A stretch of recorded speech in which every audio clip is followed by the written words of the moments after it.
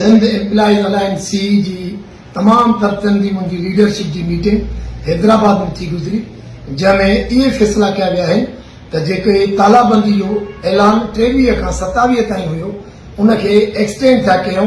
6 अक्टूबर ताईं। इहो इन जे करे त सिंध गवर्नमेंट कंहिं क़िस्म जो सी जी लीडरशिप सां न राब्तो कयो आहे, न सिंध गवर्नमेंट को सीरियस इन जो इतिजाज जो नोटिस वरितो आहे। इन जे करे सभिनी दोस्तनि खे अपील आहे त लॉकडाउन जीअं एज इट इज़ हुयो उहो कंटिन्यू 6 अक्टूबर ताईं हलंदो।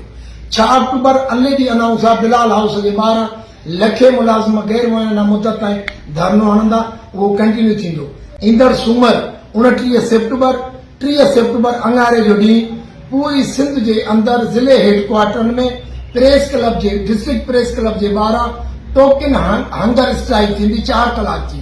तंहिंजे करे सभिनी खे अपील कंदुमि, सभिनी तंहिंजी मुंहिंजी लीडरशिप खे त इन ते अमल कयो वञे। हिन प्लेटफॉर्म तां सी जे प्लेटफॉर्म तां हेल्थ डिपार्टमेंट में जेतिरियूं तंजीमूं स्पेशली ग्रैंड हेल्थ अलायंस जी लीडरशिप, सेक्रेटरीट जे मुलाज़िमनि जी सेनवा ऐं यूनिवर्सिटीज़ जे अंदरि teaching staff, non teaching staff, teacher association खे गुज़ारिश थो कयां त जीअं पूरी सिंध लॉकडाउन में ऑफिसूं इदारा सभु बंदि आहिनि, तव्हां बि महिरबानी करे पंहिंजे भाइरनि सां गॾु थी इन लॉकडाउन ते अमल करायो। इंशाअल्लाह फतेह हक़ सच जी थींदी, इन उमेद सां त सभु वर्कर इन अलायंस जे सभिनी स्टेज ते सख़्ती सां